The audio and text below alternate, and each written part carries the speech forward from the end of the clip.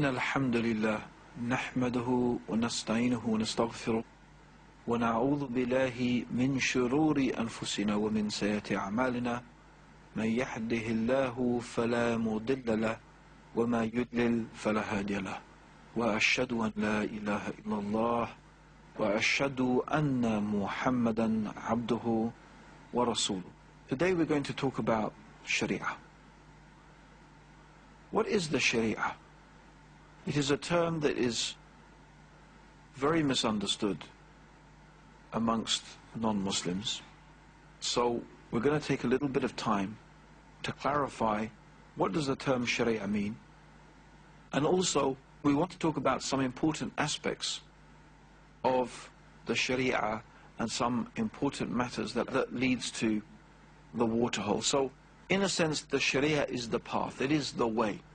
It is the way that leads us to that which we as Muslims desire and hope for, which of course is the pleasure of God and the paradise, which is a place of eternal bliss, where those people who have obeyed God and submitted to and followed the commandments of God will find themselves after the Day of Judgment. So the Sharia is the way. It is the clearly defined and laid out way that shows us how do we reach our goal. As I've said, the goal is paradise, and the way to achieve paradise, in fact, we believe the only way to achieve paradise is through obedience and submission to Allah. What does Islam mean? Islam means submission to Allah, obedience to God's commands. And this, we believe, is the way of life. It is the religion that God has and always had ordained and decreed for human beings to follow. In fact, the Quran teaches us that Moses, Abraham, Noah, Jacob, the prophets sent to the children of Israel, including John the Baptist and Jesus, and of course God's last and final messenger, Muhammad, may Allah's peace and blessings be upon all of his messengers. We believe all of these messengers were Muslim, people who submitted to God. And the deen, or the way of life, the way of living that they followed was a way of submission and surrender to the Creator.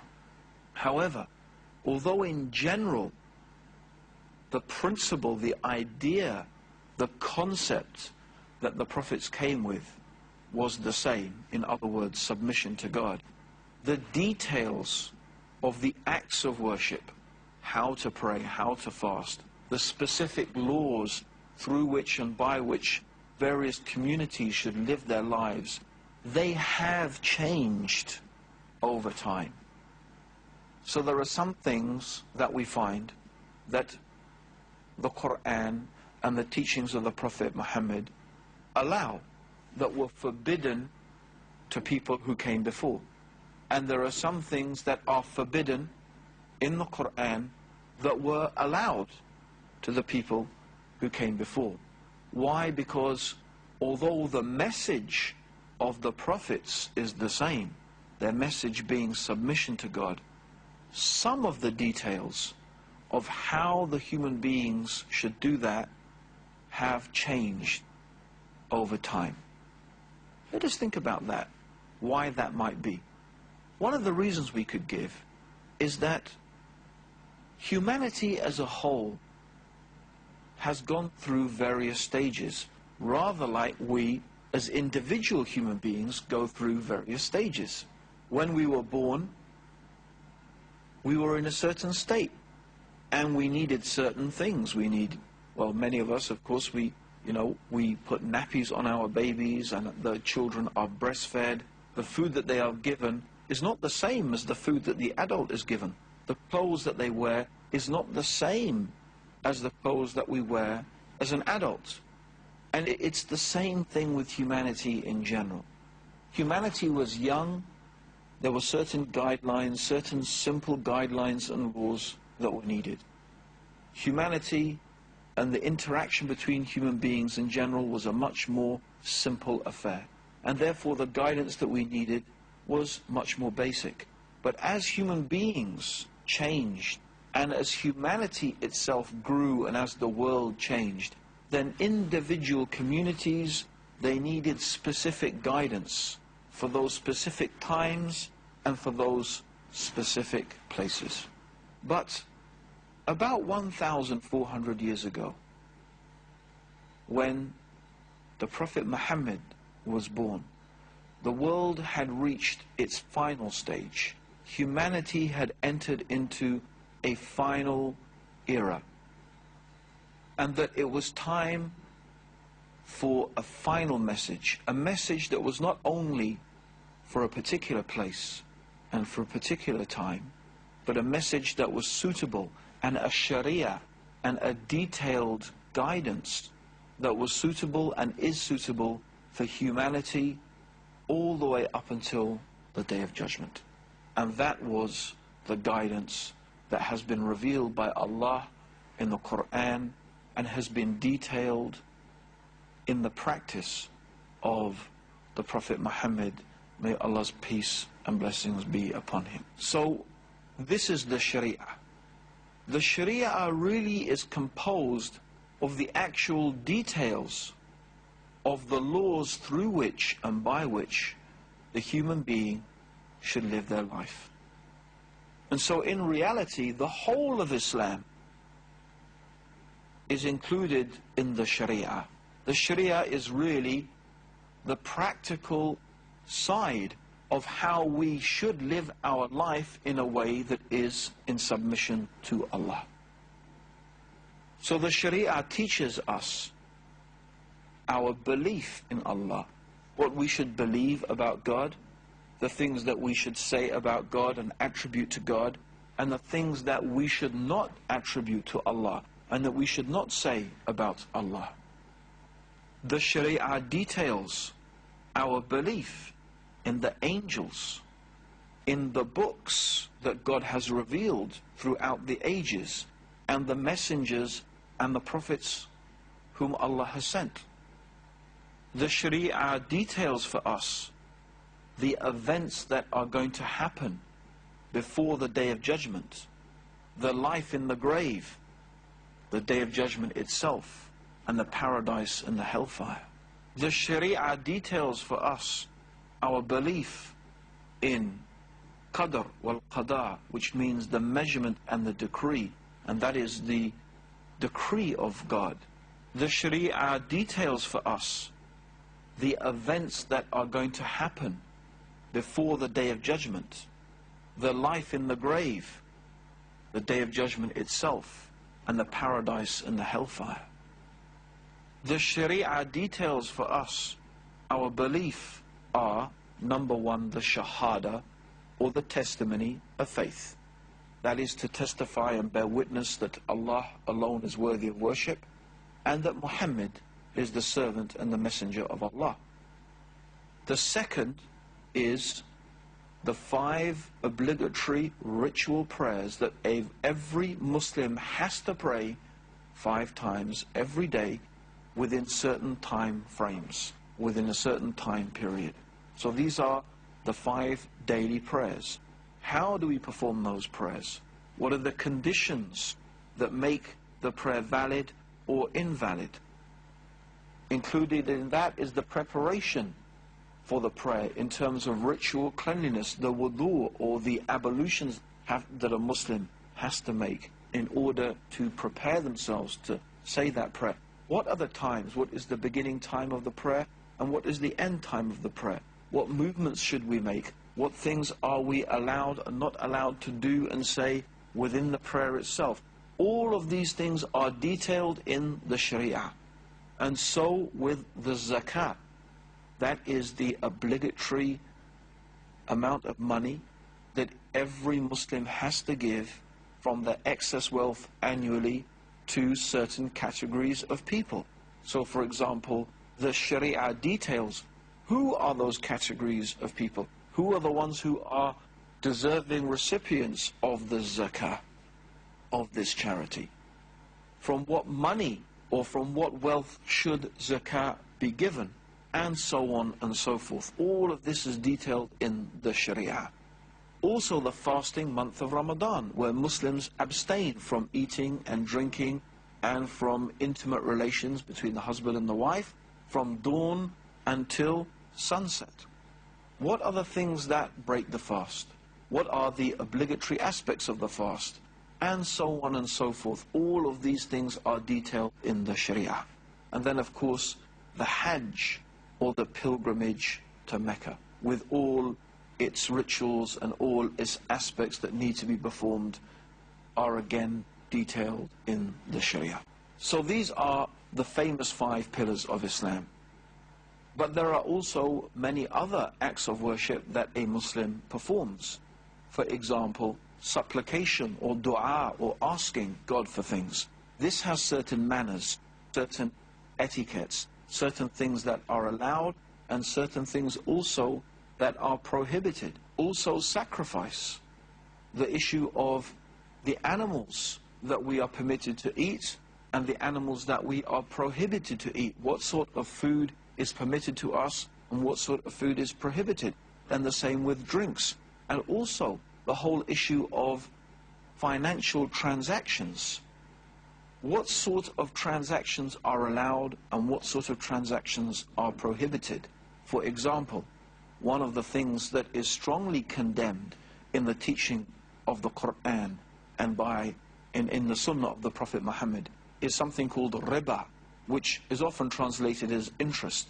But in fact, riba is more comprehensive merely than what we are used to as the term interest. But this is again a type of transaction, a type of dealings between people that is strictly prohibited in Islam. All of these things are detailed in the Sharia. So we find that the Sharia is a comprehensive and complete way of life that has guidance for all aspects of the human being. It not only teaches us how we live our life in a way that is pleasing to God in terms of the actual personal and collective acts of worship that we have described, but also matters of interaction between the human being, between the husband and the wife, between the ruler and the ruled, between the teacher and the taught. All of these things are taught to us and detailed to us in the Sharia. And it may come as a surprise to even some Muslims that Islam has an economic system. The Quran and the teachings of the Prophet Muhammad detail a system of economic activity by which and through which we should conduct our economic affairs concerning trade and so on and so forth. The Quran also details laws by which rulers should govern and judges should judge. In fact, it is considered to be an essential aspect of God's unity and divinity. One of the essential aspects of God's oneness is that God is Ash-Shari, which means in reality that Allah, God the Creator, is the law maker. It is the unique and special attribute of God, that God and God alone has the right and the knowledge to determine for human beings what is right and what is wrong, what is good and what is evil, what is lawful and what is unlawful. And if any human being or collection of human beings claims that they have the right or the knowledge to legislate in opposition to what God has legislated, then in fact they have claimed for themselves divinity. They've claimed for themselves to be equal with Allah. And of course, no one, nothing can be equal to Allah. Included in the Sharia, therefore, is a legal system. Laws through which and by which we govern our interpersonal relationships, like marriage and divorce, for example. And another matter that is covered under the Sharia, that is part and parcel of the Islamic way of life, and again it's something that even many Muslims are not familiar with these days, is that Islam also has a political system. There is a system of how the Muslims should rule each other and how they should be ruled that is detailed and that is given in the Quran. It is often referred to as the Khalifa system, or the idea or the concept that the Muslims should have, all of the Muslims, the whole Muslim nation should have a single ruler who is implementing and judging people according to the guidance that is contained within the Quran and that was detailed in the practical life example of Prophet Muhammad, may God's peace and blessings be upon him, which we call the Sunnah. And of course Muslims believe that the Sharia is the truly just way of life through which and by which the human beings should conduct their affairs. Because the reality of the human being is that whenever we make laws, whenever we make rulings and make judgments, it's almost inevitable, it is inevitable, that those rulings and those laws and those judgments will be influenced by our own prejudices. For example, if I belong to a particular section of society, a rich section of society, or the merchant class, or the priestly class, or whatever it may be, then inevitably I will make laws and I will make judgments that favor my outlook, that favor my caste, that favor my group, that favor my sect. It's the same even. If the poor people have control, then they will make laws and that they will make rulings that influence and that benefit their situation. This is almost inevitably what happens in human affairs. And so the reality is that our politicians and our judges and our rulers, in many different ways, they need us. They need our support. They need our votes. They need our help. They need our money. But Allah is not in need of anything. Allah doesn't need us to worship Him. Allah doesn't need us to follow His laws. And Allah subhanahu wa ta'ala is concerned, the Creator Allah is concerned only about one thing, and that is our benefit. And therefore, unlike the laws of human beings and unlike the man-made laws that are inevitably influenced by our prejudices, our ignorance, our particular state of scientific knowledge at any given time, the Sharia of Allah is perfect. It is from the perfect wisdom and guidance of the all-knowing Creator of the heavens and the earth, that is not influenced or directed or misdirected by human prejudice and human misunderstanding. So this is why the Sharia, we believe, is ultimately the truly just way of life. It is truly the just system. It is truly the just way through which and by which human beings can conduct their affairs. Because Allah is the best knower of our needs. Allah is the best knower of our requirements. Allah knows us better than we even know ourselves. And therefore there is a great logic in the understanding that we should submit ourselves and we should follow and that we should guide ourselves and rule ourselves according to what Allah the Creator has revealed.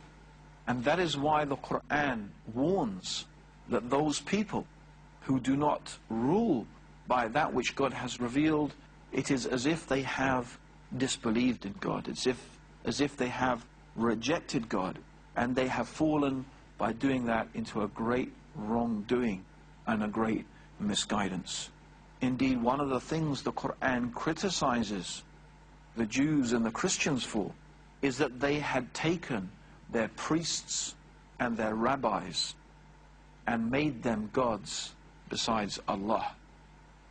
When the Prophet Muhammad recited this particular verse of the Quran, there was one of his companions who used to be a Christian, and he said, "O Messenger of God, we didn't used to worship them, we didn't used to worship our priests and rabbis." The Prophet Muhammad said, "But didn't they make lawful for you the things that God made unlawful?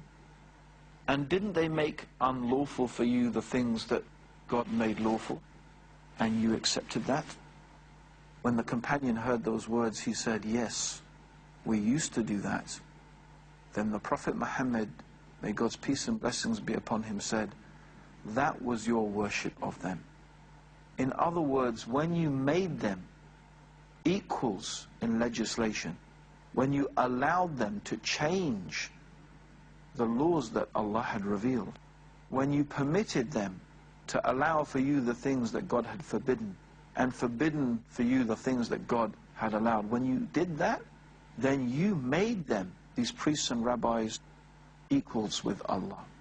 This, of course, is also a historical and severe warning to the Muslims also, and a reminder that every Muslim is obliged to judge themselves and their families and each other and their own affairs by the guidance and the revelation that is contained in the Quran and the teachings of the Prophet Muhammad. May Allah's peace and blessings be upon him. In fact, Allah warns us, and Allah swears, no, by your Lord, they can have no faith. They can have no true faith until they make you, Muhammad, a judge in all disputes between them, and find no resistance in their heart against your decision, and submit to it with the fullest submission. And this clearly shows that every Muslim is required to make the Sunnah, the way and the teachings of Prophet Muhammad, who explained the verses of the Quran and lived them in his life. We have to go back in all our affairs, whenever we have a disagreement, whenever we have a disputation. If we are Muslim and we are people who believe in God and the last day, we would go back to what the Prophet Muhammad has said, and we will make that a judge between us. And when we have found what Islam teaches, what the Quran teaches, what the Prophet Muhammad says, we will be happy with it, and we will follow it, and we will submit to it. So to conclude and to recap, the Sharia is the way that leads to God's pleasure. It is through obedience to the commands of Allah, by following the laws, the rules, the guidance that God has given us in the Quran and in the life example of Prophet Muhammad. By following that, that is the means through which and by which we draw closer to Allah. And this is the meaning of the Sharia. It is an all-encompassing term that covers everything in the religion of Islam, through which and by which we seek the pleasure of God and aim for God's paradise, and also all of that through which we avoid the anger of Allah and avoid Allah's punishment. Allahumma salli ala Muhammadin wa ala alihi wa sahbihi wa sallam.